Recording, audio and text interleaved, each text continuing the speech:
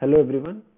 In this video, I'm going to show you how much it is costing me to run a low traffic website on Google Compute Engine under the free tier plan. So my website is a WordPress website. So I've installed a WordPress instance on my Google Compute Engine instance. So along with database and other stuff. So for the last 30 days, I have been charged 22.7 rupees. Rupees is an Indian currency. If you are to convert that to USD, it would be 0.3 USD for 30 days. Okay. So this is actually the breakup of the charges. Before we jump onto the charges, I'd like to show how much the website traffic or the type of content is on the website. So this is my website. It consists of mostly text and images. Okay, no videos being sourced, and yeah, so there are about 100 and 150 posts on my website. That with respect to the data that's stored on the website.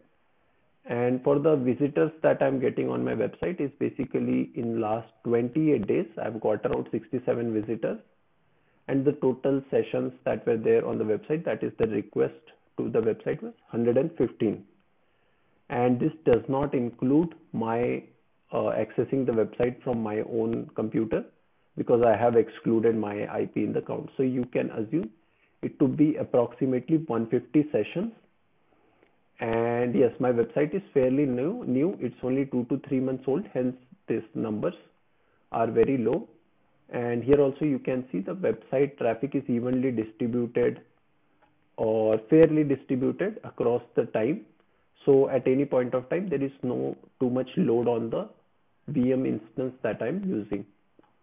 Okay, so this being approximately 150. So this is the charge. This is the charges basically. So let's try to see the breakup of the charges that I'm getting. Okay, so first and the major cost is basically managed zone, which can be seen in the blue in the graph. So this is a fixed cost basically incurred every day, because my website is exposed to outside world, and hence I need to have the DNS service mapping done for my website's IP address so that it is available to outside world. So that is with respect to DNS, and it's a monthly fixed cost. Slightly might increase little bit depending upon the usage, but it is mostly fixed and not very much variable with the number of requests that your website might be getting. So it's pretty simple and straightforward cost. It doesn't increase with number of users mostly. Next cost is basically the network egress via your compute engine. So basically, if your website is installed in a computer, the amount of data that is going out of your compute engine is basically the egress. So total data that went out of my compute engine is basically 2.29 gigabytes. Okay, so that costed around 6.54 rupees, that is less than 10 cents. And egress actually means basically when I am loading this particular website, so this whatever content is shown on the web page is basically pulled from that particular VM instance, and then it is rendered here. All the data is rendered here. So this acts as one egress, that is data has come out of compute engine to show it on my browser. So that's egress. Okay, and from here you can see there were around approximately 150 request to compute engine, and that much data has come out depending upon the type of page. Basically it consists of text and images. Obviously if there were videos, the amount of data here would be far more greater and the charge would be greater. Okay, so if it is only text and images, you need not worry about much, and if it is text, it is not going to be insignificant cost again, depending upon the traffic on the website again.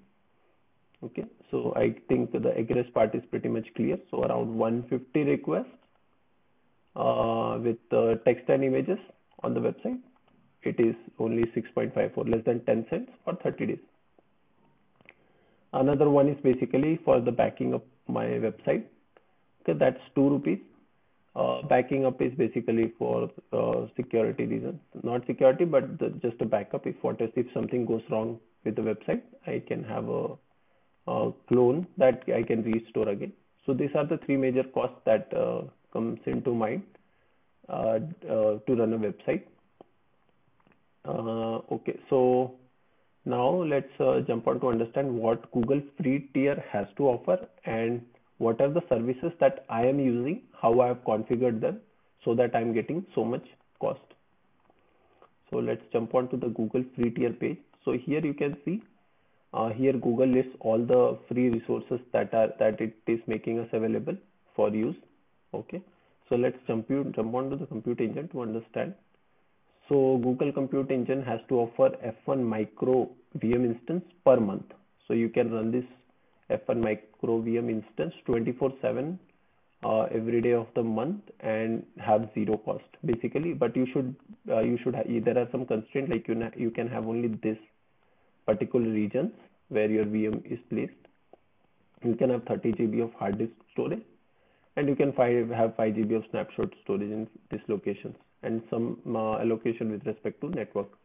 So this is what Google has to offer under the free tier, and I'm using the free tier as well, because again, like I said, the traffic is evenly distributed, plus the load is not too much on the server right now, so it is working flawless for me. There is no problem as such. And let's just understand what I have configured here.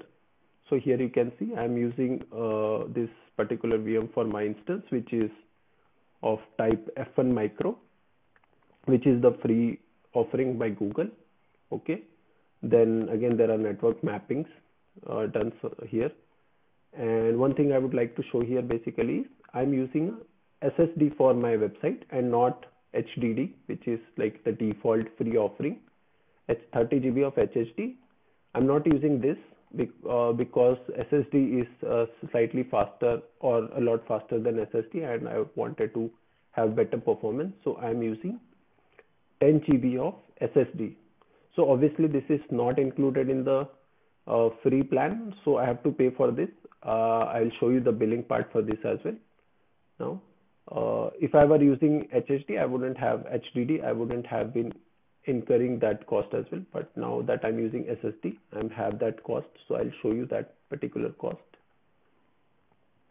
So now you can see because of SSD, I am getting around 114 rupees. Okay. So initially it was just 22 rupees. Now it has increased to 137. So basically SSD is taking around 80% of my cost, but it is fair, I guess. For 30 days, less than $2 is fairly good enough for this particular website.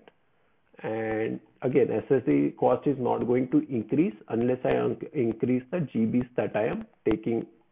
So currently I'm taking 10 GBs, and that seems pretty sufficient for me. And if I were to increase, this cost will increase, else this will remain same. The only cost that increases with traffic is this, and others might increase insignificantly, but the significant cost is basically this, which changes every day for you. Okay, all right. So depending upon your needs, you might or might not choose to use SSD, and then you have like a very less cost website running. And I think if you're just using it for blog assets, this is good enough to go with. And considering your website traffic is evenly distributed, F1 Micro is going to get the job done for you. And if your website traffic increases somehow and F1 Micro is not sufficient, you can go for the next size instance, which is, I guess, G1 medium or something, which will attract around $5 a month, apart from the part that you see here, network and all other things. It will attract $5 extra. So $5 basically you have to pay if you're using more powerful instance, and that will be capable of handling a lot more requests.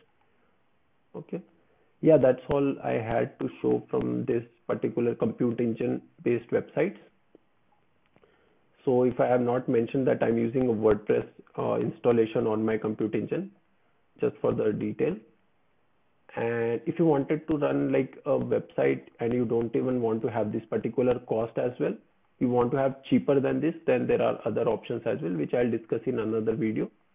I'll post that video. You can subscribe to my channel to receive the updates. So basically, I'll be posting details on the cost that comes when you're using an App Engine to run a website or a service. All right. Yeah. Thanks. That's all from this video. Stay tuned.